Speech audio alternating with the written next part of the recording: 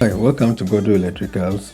Today is the fourth day of our distribution power room setup for a research facility.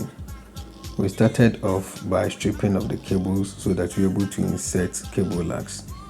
It was followed by crimping of the lugs onto the conductors using a crimping tool.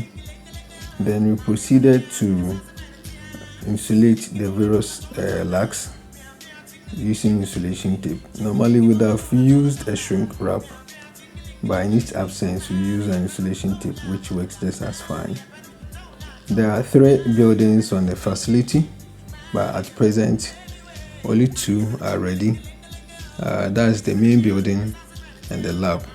The residency is still under construction, and when it's ready we will also come and do similar connection to it.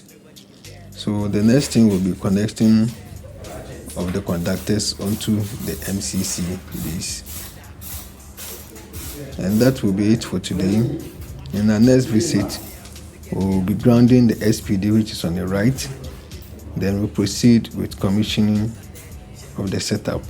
This will involve checking of voltage, current, then earth resistance and all those things for the facility.